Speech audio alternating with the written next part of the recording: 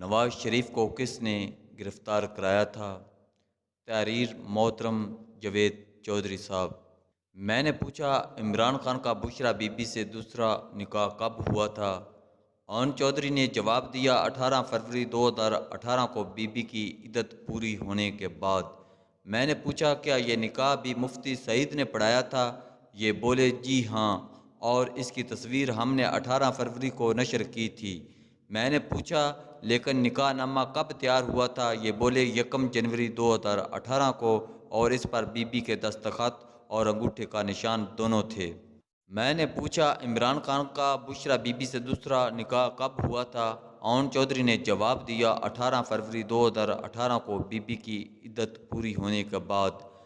میں نے پوچھا، کیا یہ نکاح بھی مفتی سعید نے پڑھایا تھا؟ یہ بولے، جی ہاں، اور اس کی تصویر ہم نے 18 فروری کو نشر کی تھی۔ میں نے پوچھا، لیکن نکاح نامہ کب تیار ہوا تھا؟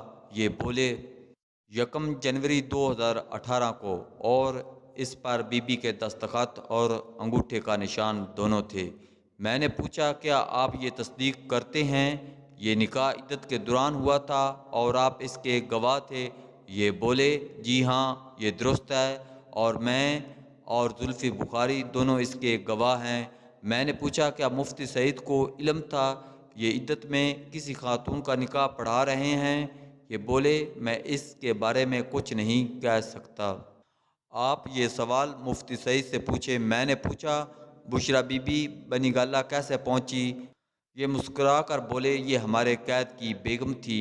یہ ایک چھوٹے سے بکسے کے ساتھ بنی گالہ آئی، اور دنوں میں انہوں نے بنی گالہ پر قبضہ کر لیا۔ پرانے ملازمین ایک ایک کر کے فارغ کر دیے گئے۔ آپ نے توشہ خانہ سے متعلق ایک آڈیو سنی ہوگی۔ بی بی نے انعام خان کو بھی بنی گالہ سے نکال دیا۔ یہ سرکاری گھر میں رہتا تھا، اس سے ایک دن میں سرکاری گھر بھی خالی کرا لیا گیا۔ جہانگیر ترین اور میں ان کی ہٹ لسٹ میں تھے۔ جہانگیر ترین کو سیاست اور پارٹی دونوں سے فارغ کر دیا گیا، جبکہ میں 17 اگست 2018 کی رات وزیر اعظم کی حلف برداری کے کارڈ تقسیم کر رہا تھا، لیکن پھر رات 1:30 بجے مجھے عمران خان کا فون آیا اور کپتان نے مجھے بتایا، بشرا بی بی نے خواب میں دیکھا، اگر تم حلف برداری کے دوران ایوان صدر یا وزیر اعظم ہاؤس میں نظر آئے تو نحوست ہوگی اور میں وزیر اعظم نہیں بن سکوں گا، چنانچہ تم کل کے فنکشن میں نہیں جاؤ گے۔ اور یوں میں دودھ سے مکھی کی طرح نکال دیا گیا۔ میرے بعد صرف وہ لوگ وزیر اعظم کے قریب رہے جنہیں بی بی کی منظوری حاصل تھی۔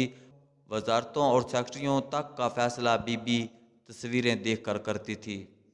بہرحال قصہ مختصر، میرے کپتان نے مجھے ستمبر 2018 میں وزیر اعلیٰ پنجاب کا ایڈوائزر بنا دیا اور میں لاہور چلا گیا، اور اگلے 2 سال پنجاب کو عثمان بزدار کے ہاتھوں تباہ ہوتا دیکھتا رہا۔ عثمان بزدار بے وقوف بھی تھا، ناتجربہ کار بھی تھا، اور کرپٹ بھی۔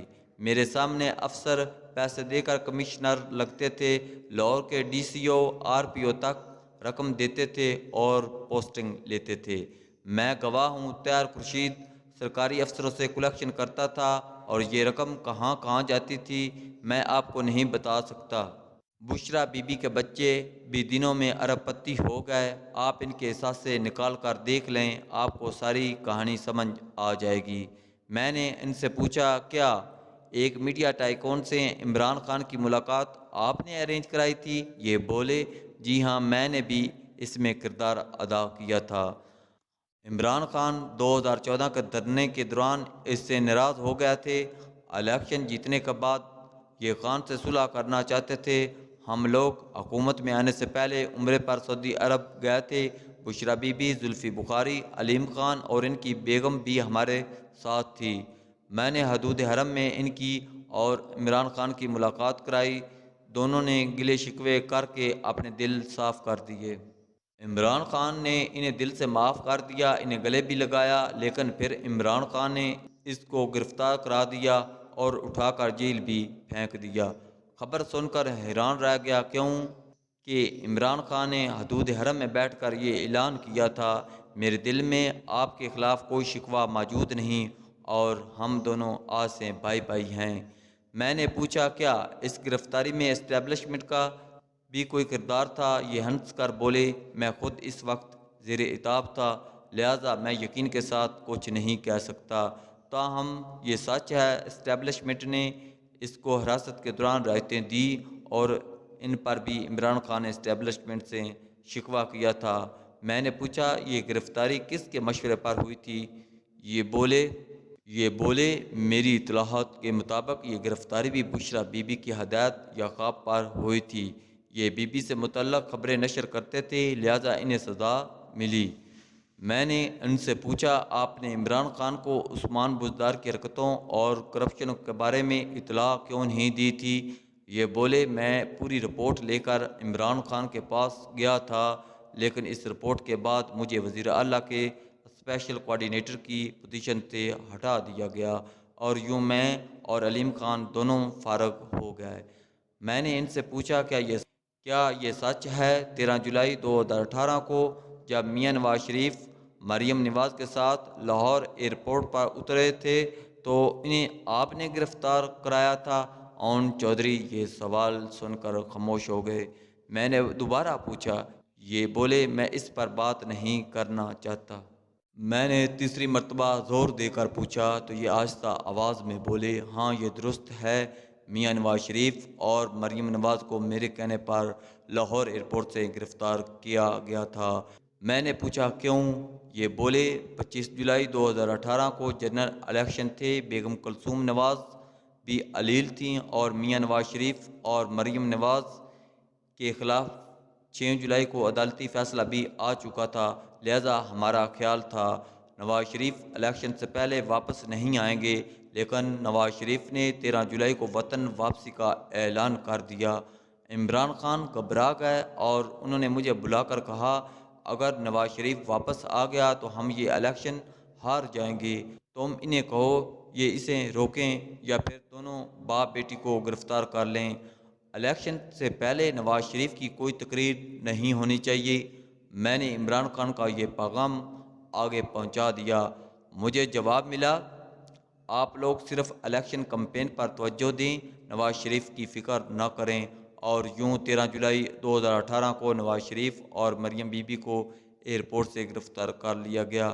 میں نے پوچھا آپ نے نواز شریف کی گرفتاری کی درخواست کس سے کی تھی؟ اون چودھری دوبارہ خاموش ہو گئے۔ میں نے اپنا سوال دہرا دیا۔ یہ آہستہ بولے ہم کس سے کہہ سکتے تھے، آپ اچھی طرح جانتے ہیں۔ میں نے زور دے کر پوچھا کیا آپ نے جنرل فیض حمید سے کہا تھا؟ یہ ہنس کر بولے جنرل فیض حمید اس وقت اس پوزیشن میں نہیں تھے۔ میں نے پوچھا آپ نے پھر کس سے بات کی تھی؟ یہ آہستہ آواز میں بولے میں نے جنرل باجوہ سے درخواست کی تھی۔ میں نے پوچھا کیا آپ نے یہ درخواست ان سے براہ راست کی تھی؟ اون چودھری نے فوراً جواب دیا جاوید صاحب میں اس ایشو پر مزید ایک لفظ نہیں بولوں گا۔ میں نے ہنس کر کہا اوکے کوئی بات نہیں، میں اس تفصیل سے پوری طرح واقف ہوں۔ میں نے ان سے پوچھا کیا عمران خان کا جنرل باجوہ سے 2017 میں پہلا رابطہ ہوا تھا؟ یہ بولے جی ہاں یہ درست ہے، ہم 2017 کے شروع میں پہلی بار جنرل باجوہ سے ملے تھے۔ میں نے پوچھا کیا لیفٹیننٹ جنرل نے یہ رابطہ کرایا تھا؟ یہ دیر تک میری طرف دیکھتے رہے اور پھر مسکرا کر بولے میرا خیال ہے مرشد آپ کو ہونا چاہیے۔ یہ نام صرف 4 لوگوں کو پتہ تھا اور مجھے یقین ہے ان 4 میں سے کسی نے آپ کو نہیں بتایا ہوگا۔ آپ کو کیسے پتہ چلا؟ میں نے کہکا لگا کر جواب دیا یہ مجھے میرے موکل نے بتایا تھا۔ یہ بھی کھل کر ہنسے اور پھر نہایت سنجیدگی سے جواب دیا میں آپ کو کنفرم نہیں کر سکتا۔ میں نے پوچھا اسٹیبلشمنٹ کے ساتھ آپ لوگوں کی ملاقاتیں کہاں ہوتی تھیں؟ یہ بولے عمران خان کی آرمی چیف سے ملاقاتیں جنرل باجوہ کے سسر میجر جنرل ریٹائرڈ اعجاز امجد کے گھر ہوتی تھی، جبکہ دوسرے لیول کی ملاقاتیں اسلام آباد میں علیم خان کے گھر میں ہوتی تھی۔ علیم خان کا گھر ہمارے قبضے میں تھا، وہ لوگ ادھر سے وہاں آ جاتے تھے اور ہم ادھر سے وہاں چلے جاتے تھے۔ میں نے پوچھا ان ملاقاتوں کا ایجنڈا کیا ہوتا تھا؟ یہ ہنس کر بولے الیکشن، اور کیا، ہم ہر صورت الیکشن جیتنا چاہتے تھے اور ہمارے مہربان ہمیں ہر صورت الیکشن جتوانا چاہتے تھے، چنانچہ ہم وہاں الیکشن کی اسٹریٹجی بناتے تھے۔ میں نے پوچھا، عمران خان پر پلے بوائے کے الزامات لگتے ہیں، یہ کس حد تک درست ہیں؟ یہ سنجیدگی سے بولے، میں کبھی ان کی کسی پارٹی میں شریک نہیں ہوا، ہمارا ان کے ساتھ احترام کا رشتہ تھا، یہ کام اگر تھا تو وکی کے گھر پر ہوتا تھا۔ وہ بیچارہ فوت ہو چکا ہے، وہ موبائل زون کمپنی کا مالک تھا اور خان صاحب کا پرانا دوست تھا۔